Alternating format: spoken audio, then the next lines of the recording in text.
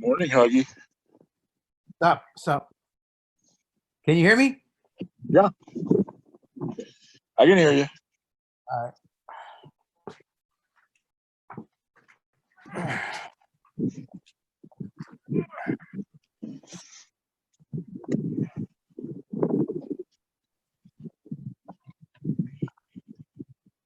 How's the weather in Chicago? It was nice yesterday. Now it's like, uh, it's like cold. Let me see what it says.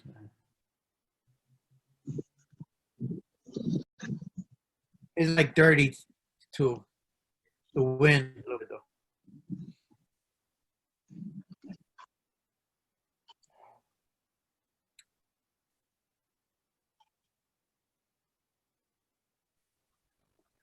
At least you got stuff to do over there. What do you mean? You got stuff to do, don't you? We don't want to go through it. We'll wait till the confinement's over, he said. I don't know. Heard you got another 31 days Yep. or another 5 weeks, whatever. Yeah, but I don't know, because you're more suburb. This here, people just get together like they go bunches like this here. This something they can't get it until somebody in their family gets somebody they know get it. Then they start say, "Oh, this is for real." You know, I'll stay in most times, so I go across the street, or you see me in a thing they saw, or go to the store. I got the bike now. Maybe tomorrow I'll have a bike. Oh, you got a bike? Did you get a trainer? Yeah, tomorrow. I got everything except the bike. Then I bought a backpack. I mean, a thing that you put on the part for the back of the bike. And then I got a bag with the tools in there. Say, in case somebody break down, then I have to go fix them. Matter, you just couldn't go get one out of the trailer? Then you got to, then the people are, right now the buses and everything is free. Well, the buses are free. If I go over there, and then I got to carry it back on the bus. Well, they got the front thing for the bus. Ride it back. And that was rider. It's only 10 miles, right? Something like that? 12 miles?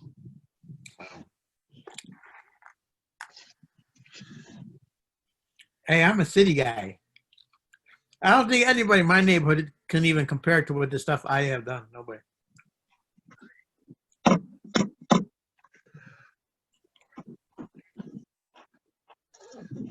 They did it. They did it when they were younger. They said, well, you're not supposed to be doing that now. You're supposed to do it when you're young. Yeah, well.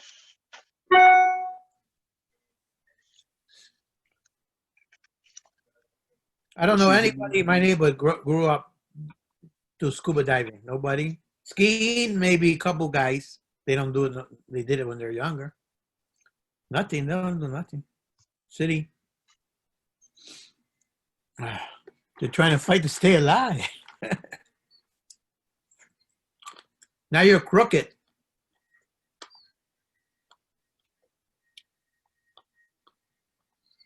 Now you're crooked. Oh, now it's okay. Oh, well, I'm trying to wipe things off and get things ready and, you know, figure things out. Is Bussy Woods a state park? Because they said the park can open up. Bussy Woods Bussy Woods is a forest preserve. I believe it's part of the Cook County Forest Preserve system. So that would be up to the county. No. I would assume that Cook County is doing whatever Chicago is doing, and then whatever the suburbs are doing. Well, I look it up, and I called, but I think I called the boat place to see, and it says closed. But Pam said she looked it up, and it said open the other day. But I don't think so. Well, it definitely could be open. I mean, it should be on their website, Cook County Forest Preserve. You know, I don't know. Here we got rain. See? We had like Well, we got fog. blue. Nice. What is the building behind you over there to the left? This one? Yeah. It's an office space. Oh. Is it open? We're about 3 blocks from my house.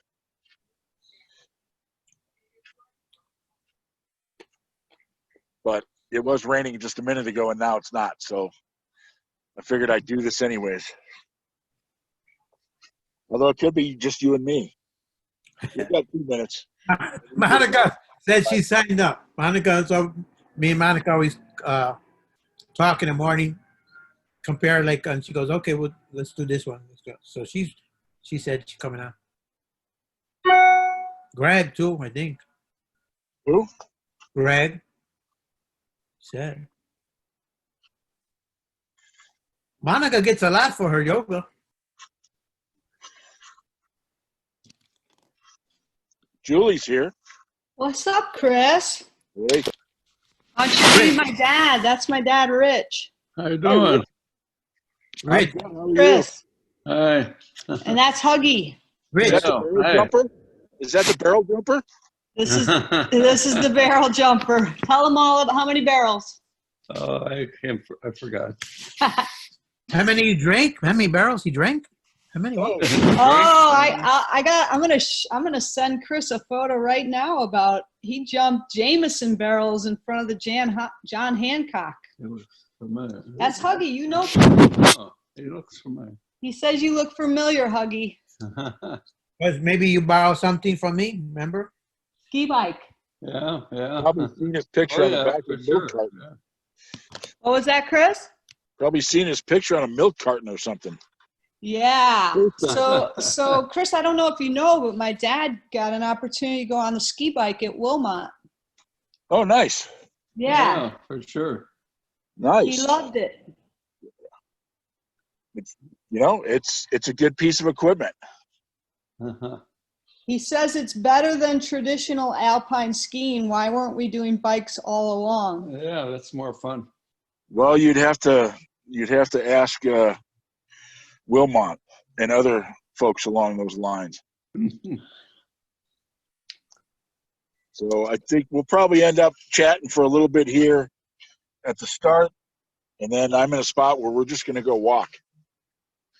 Okay, So so I'm if you gonna. got walking shoes, or you can walk around your house, or walk down to the driveway, or whatever. I think that's kind of what we're going to shoot for today. Okay, so we're gonna gear up, and we're gonna bring dogs in tow, and we're gonna Right. attempt to stay connected. My Wi-Fi on the go is really suspect around here, so if we drop, we're grateful for the opportunity. So thank you. You're welcome. Well, that's why I'm not walking out of my house, because I can walk a block and then I seem to drop people, or sometimes when I leave my house, it drops. So I've moved a little bit, 3 or 4 blocks away, and here at the National Wildlife Refuge. Nice. I'm glad it's available for you to be at. Yep. All right, Dad, let's go get geared up. I'm going to send you some photos, Chris, once I can get my fingers on them. All right. You too, Huggy. If we lose you, actually, I'm going to join you on my phone. So I'll figure this out. We'll be back. I'm hanging up. Okay.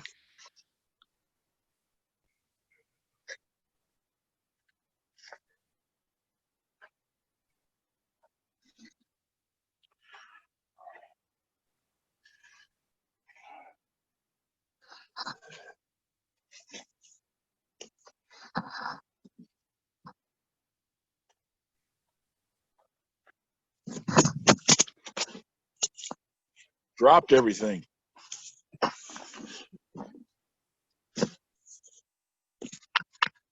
Hey, so how are you going to carry your phone? Just in your hand, or you got something like a body attachment? Oh, I got something. Don't worry. So- Got my sunglasses.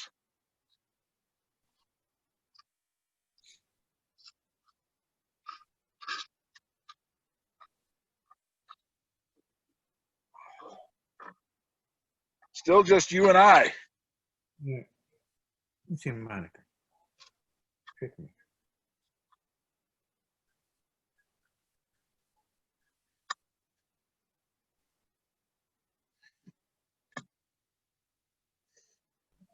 Where are you? Hurry up. Monica is coming.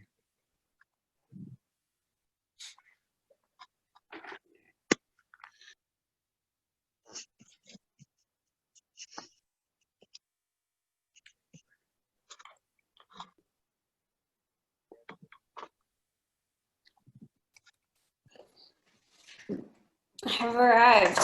It don't look like you're going outside walking around. You gotta be dressed, Monica. Sun must be out at Monica's house. The guns are out. Look at these. I've been working out. I'm on my phone. All I can see is a little squiggle. Hey, I got two of Yeah. them. Yes, Huggy?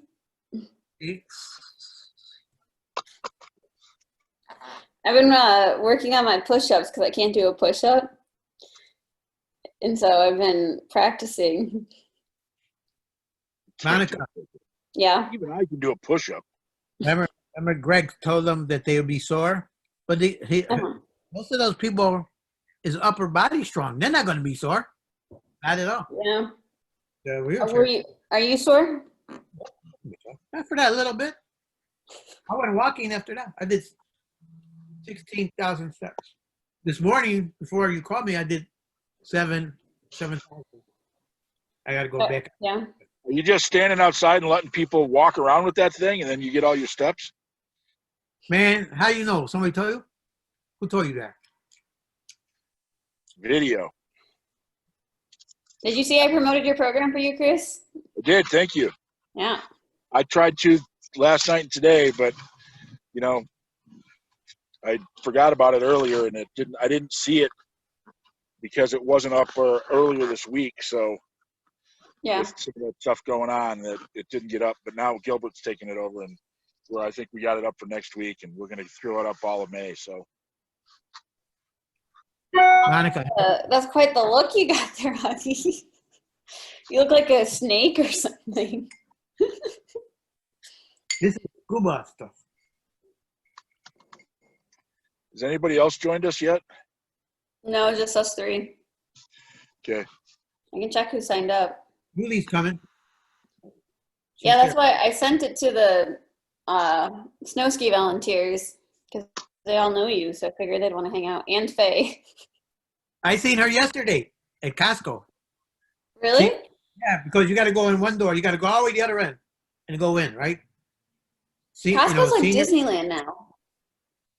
And so then she cut through this thing because she's disabled. She cut through, and the guy goes, "Hey," and she just kept going, like that. But it says only for seniors. Everybody was in there. And then nobody. Really? They didn't stop anybody. It was, not real. It was hardly nobody in there, but supposed to be just Yeah. seniors from 10.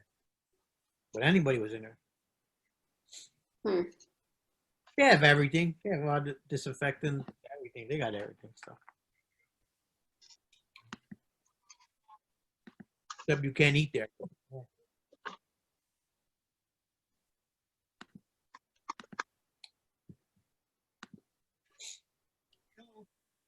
How you doing? Whose Well, birthday if today? we'll just get going. So if Julie joins in later or whatever happens, we'll just go. So welcome everyone. Thanks for being here. Today we're going to put kind of what we learned last week to use. I've moved from my house out to a local place about 4 blocks away from my house. And we are at, I'm going to turn the phone. Actually, I'm going to flip it so I can still watch. So we are at the Two Ponds National Wildlife Refuge. And we are approximately right here at this office building. And so we're going to go out and probably take this little trail around and come back. We could go all the way down and actually into the pond area, but there's some limited access to this because of what's going on with the coronavirus. But this whole area here is still open for everybody in the prairie management area. So it's a pretty cool little place. As you look at the map, you know, we're here, Denver's down here. So they have a information board, and you can tell that this trail is listed as handicapped accessible. Fire department's coming by. They got brochures available. They have an information board. And you'll notice here that there is no dogs on or off leash, no hunting, no fishing, no picnicking, no smoking, vehicles, bicycle, horses, littering, vandalism. But they would like you to take photographs and leave only footprints and pictures and stay on all the trail. There's lots of things going on here. There's self-guided nature hike while the refuge is actually open. And that refuge part where the ponds are is 8 to 6, 8 to sunset every day. Maybe we're going there another time. But this is a national wildlife refuge. So to get here, there's a little parking lot over here. There's some handicap spots. There's a nice little bridge. Although it's listed as being handicapped accessible and wheelchair access, you'll quickly notice that there is no curb cut. So it's not completely accessible if you wanted to run up, but I guess if you're going to be going on a little wooden bridge and this crushed rock trail, they figure you can get up a curb cut in your wheelchair. Today, what I have brought is, it was raining earlier, so I have an umbrella just to put over the phone while we're recording. I got my backpack. I have my hiking sticks in my backpack. I have a nice floppy rain hat for the rain. I got an extra sweatshirt. And I have a water bottle. So my water bottle is fairly large. I carry 1.5 liters. And that way, if somebody is out on the trail and they run out, most people carry 1 liter. It's just an old thing that I've developed over many, many years of being outside. If I have 1.5 liters and somebody needs 1 liter, I can give them 1 liter and I still have half a liter to get back to wherever I'm at or do whatever I'm doing. It kind of came to play when I worked for the Boy Scouts, and even more so when I was in the work in the wilderness for the Forest Service. I carried 2 of those, so I had 3 liters of water. I was usually on horseback, and I'm going to flip back around. I was usually on horseback, so I carried those in my saddlebags, and, you know, people would all the time be out there, and they wouldn't plan right, and, of course, all of a sudden they'd be needing water, and I could go ahead and give them a whole liter, fill their water bottle up, essentially, and let them go ahead and still have a great day. Hey, Chris, Yes, ma'am. can you make me co-host so I can? I don't know if I can do that from my phone. Okay. That could help you. Because I'm not actually the host according to my phone. Oh, interesting. Yep. Okay. So anyway, I am going to start walking. As you can, I'll flip it back around. Hello, you're cutting my grass? You're We gonna have a bag it? trail, Yeah, perfect, thank you. and we're going to get going on this trail. So it's kind of an open trail. As you can see, open prairie right here. And then we're going to drop in as we walk around, and we'll probably see some trees and some other things. So I'm going to put my phone on this handy little holder, and hopefully it looks okay. What do you guys think? Uh, I can see it. yeah, looks pretty good. Do you see the trail? If we lose contact, I'll call you on the phone and let you know that we. All right. So I'm just gently walking along on this nice path. I'm using the umbrella today as my hiking stick because it doesn't really fit my backpack, and I didn't want to leave it just sitting at the trailhead. But anyways, as we walk, this is a pretty gentle, nice, slow walk. As you can tell, this path is pretty well packed. It doesn't have so much loose gravel, although on the edges over here, you know, there is some dirt. It's fairly well maintained. There is a bunch of people that use this area every single day, and probably even more so now with what's going on. So I think what we're going to do is I'm going to start up the hill first. And you can notice these things across the trail here. I don't know if you can see those, the railroad ties. And this gravel is a little looser. And so these are water bars. And so when it rains, they funnel the water off the trail. So the trail is not full of big ruts and everything running down the trail. I fixed a lot of water bars in my day and a lot of trail maintenance work. And when you put in these water bars, it saves you a whole lot of trouble later as you're walking around, riding around, and you know the damage done to the trails. So you can see you can walk around them, over them, and these are done conveniently so a wheelchair could actually get by on this side. This is a pretty nice open trail. You know, you got the grass, the wildlife refuge, so there's some birds, a lot of wildlife in here. If you, this is also an area where we have a couple of different canals, and we're going to get close to one here pretty quick. So we have the Farmers Canal and the Highline Canal.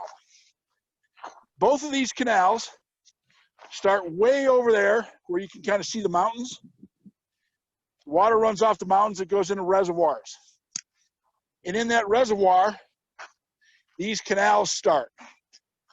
And what they are is they're dug into the ground and the water naturally runs along like a river. But they're used for irrigation. When all this land was farmland, and here in Arvada where I live, was at one point the celery capital of the world. They produced more celery than anywhere else in the world. And they use these irrigation ditches right along here. You can tell that there's water somewhere because there's trees, cottonwoods, and they use that for irrigation. And these canals run from here around my house all the way over to Aurora and beyond. So completely through all of the western and northwestern part of the city of Denver. Even to the south side of Denver in the Lone Tree, Littleton area, these canals are there as well. So we've gone up a little hill with those water bars. Now we're on top of this kind of slight hill, still nice open space. You know, we have some rain in front of us, but that is moving to the south and the east, so it won't be an issue for us. What I'm going to do is I'm going to come off the trail, and I'm going to show you guys this canal. So I'm not sure there's any water in it. Some of these canals have bike paths next to them. You'll see here, if you can, this is part of where this canal, there's a little irrigation ditch and channel here that allowed the water in at one point so that you could irrigate these fields that we're kind of walking through. So here's the actual canal. There's no water in this one because we're not irrigating today and we haven't released any water. So this right here is an opening for that piece that we walked by, and so you could irrigate. All of these canals have an access for the canal maintenance people. If you were in New Mexico, these wouldn't be canals. They would be, you know, either arroyos or acequias, and they would all have a mayordomo, one person in charge of that irrigation ditch. And that's a very big job in the community in New Mexico because water is the lifeblood, and, you know, you got to keep that canal clean. So, back to the trail. One of these paths up this way leads to another access point. You can see there's houses and some folks over there that live. Another spot you could park and come this way. We're going to walk downhill now. Notice how I started uphill? You know, get the hard part out of the way. This way I can take it a little easier as I walk the rest of the time. It's kind of a slight downhill grade. It's also moving across. If you were skiing, we'd be saying that you're skiing across the fall line because the water all runs this way. It also runs this way, but, you know, it's headed downhill. So along this trail, there's some nice benches that have been set up so people can sit and take a break, you know, if you need to. We're not walking all that fast. You know, a nice, gentle, leisurely pace. Today, I've decided to put my tennis shoes on because they're comfortable, and I'm on a nice trail. It's a nice day. I'm not really worried about the water or the mud as I walk, so I figured I'd take my tennis shoes. Somebody has left them. You know, here's a nice bench. You know, all of these, somebody has put somebody's name on them in memory of to place them around here. If you look over here, all those trees, you'll notice that, you know, they're kind of in a line. Well, when we get there, that's a little creek bed. We have creeks running all throughout where I live up here in the foothills of Denver. And we have tons of water, tons of ponds, tons of reservoirs. It's said that no matter where you live in Denver, you're within a mile of a body of water. If you look at Google Maps and you really look at Denver and watch the satellite, you will see a ton of ponds, rivers, lakes, streams, all over the place here in Denver. We do have quite a bit of water. Not as much as Chicago when you just grow that, you know, right to the lakefront and you have all that water, or the Des Plaines River, or, you know, the Chicago River. But we have a fair amount for being here in the West, in the arid West. So we're continuing downhill. There's lots of little paths that meet up with this. It's a very nice trail. You wouldn't want to be out here in a lightning storm, though, because there's no cover. But it's short enough that you could get back pretty quick. Well, I feel like I'm English walking with an umbrella. So there goes a bird flying away. You probably can't see it. It's too small.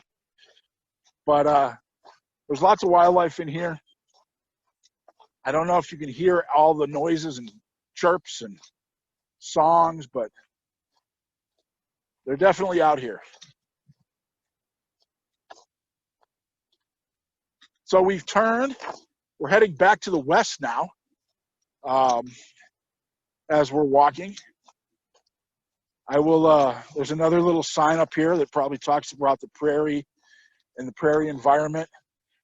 They've kept this all in this form just to show people what it was like, you know, 100, 200 years ago, hopefully, of what life here on the Great Plains was like, especially here in the foothills, because we forget those things.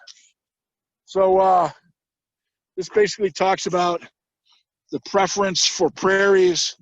You know, it was restored to a short grass prairie to provide habitat for animals that depend on the grasses. So, you know, butterflies and birds, you know, dragonflies, worms, mice, rats, moles, foxes, you know, the deer, hawks, eagles, you know, all the wildlife that we have here. And so, you know, the mixed tall grass prairie was from here really all the way through Chicago and Indiana, all the way down to Mississippi, Louisiana, you know, parts of Texas, Kansas, Nebraska, Wyoming, Montana. Lots of different things going on. And this wildlife refuge, actually, very close by, we have a bunch of eagles nesting in an area. And this, too, is a spot where we tend to have eagles. Now, we're going to come upon another canal. This is the bigger of the canals. This one actually has water running in it, as you can see. This one usually has water in it. And when we walk across this bridge, the funny thing is there's another canal. So these canals run all over the place, but because they're going at such a level where, you know, it's like a 0.5% or 1/4% grade, this canal comes down to itself. So here we are at that same canal, but it probably runs a huge amount of distance before it comes back on itself. They kind of crisscross all over the place. And they will either even go across each other at times, go across creeks where they've built aqueducts so the water can cross another waterway. It's amazing feats, especially when you realize that most of these canals were all dug back in the 1870s, 1880s, 1890s. Steam equipment, shovels, horses, you know, people just digging by their hands. Well, not with their hands, but, you know, with a shovel, pry bar, rock bar, and making these canals happen. So we're back on the trail again, headed back towards our starting point. And we're just kind of moving pretty slow. This is a nice trail. You could push somebody in a stroller on this. If you had that freedom chair like we have, you could do this and that very easily. Somebody in a big sport type chair with the big knobby tires could fairly easily push themselves on this, especially if you had the big wheel in front. Be pretty easy. You could have a nice power chair on here. It's really nice for that. If you had a track chair could be on this very easily. You know, it's nice and wide so you can walk two abreast, chat with your folks. And once again, be considerate when you're walking, and if other people are coming, you know, go back to that single file line. There's not a lot of people on this today, so it's probably good that, you know, as I'm walking and talking, I'm not really, you know, making a nuisance of myself to somebody that wants to sit around and watch the birds or just seek the peace and quiet and tranquility here of the wilderness or this park or whatever you'd like. But for us, this is a nice little spot to come and walk around because, you know, it is a wildlife refuge. So it's a really cool thing to have in your backyard. You would be surprised how many of these are available throughout the U.S. in different spots where you have these little, you know, nuggets of just splendor. So Illinois has the Forest Preserve. Texas has some byways and scenic trails. The C&O Canal and the National Park System that runs from basically Washington, D.C. all the way to the Cumberland Gap, which is about 180 miles, 160 miles, somewhere in there, is just splendid.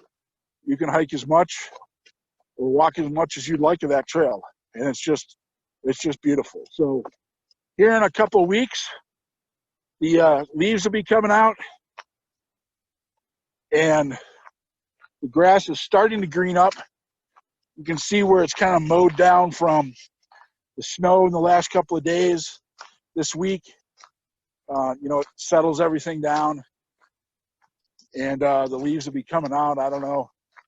Some of these are starting, but it was just cold the other day and frozen. But there are some stuff coming out, and it'll be nice. Of course, the allergies will start, but you know, what's a little sneezing and sniffling when you got such beautiful things going on? So this has been a pretty simple, easy grade of walk. You know, we didn't go up too much hills. We didn't go down too many hills. We didn't really have to worry about any large, you know, things happening to us, rocks sticking out, or, you know, elk trying to find us, or any of that sort of thing. It's a nice, gentle walk that you can take, not too strenuous. You're very close to people in parking lots and other people should a problem arise. You're very well within the constraints of the 911 system. It's easy to find. Everybody knows where it's at. And it's just a very nice short walk. And it's a loop.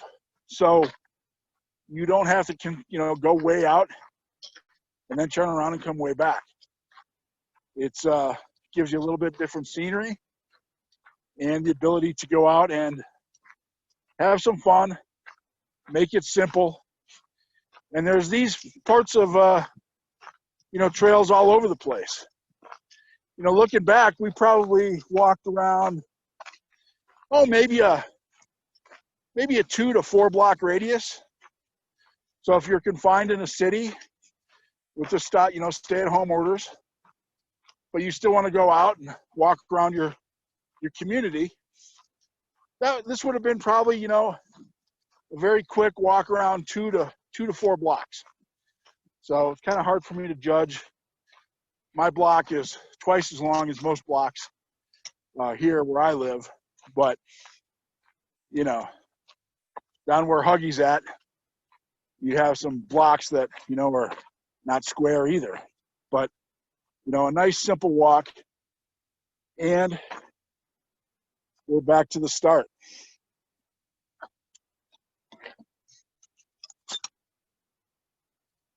How is everybody? Good. Good.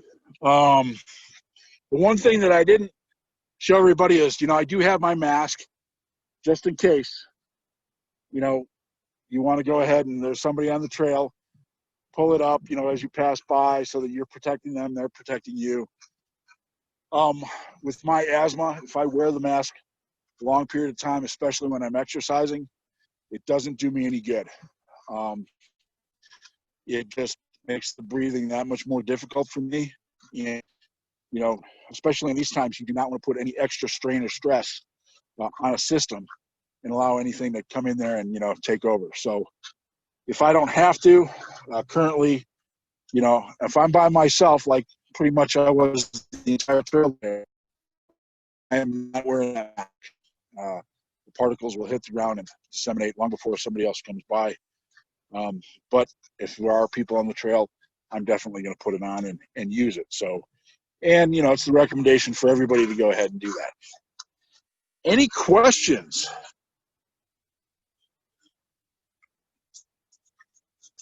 What's your weather like? Like, what's your temperature? What's my temperature? Like outside, yeah. It is 52 degrees. 52 degrees, and you know the sun is shining. Clouds, little clouds moving through. There's some rain up towards Boulder. It's actually pretty beautiful. It is a nice, beautiful day.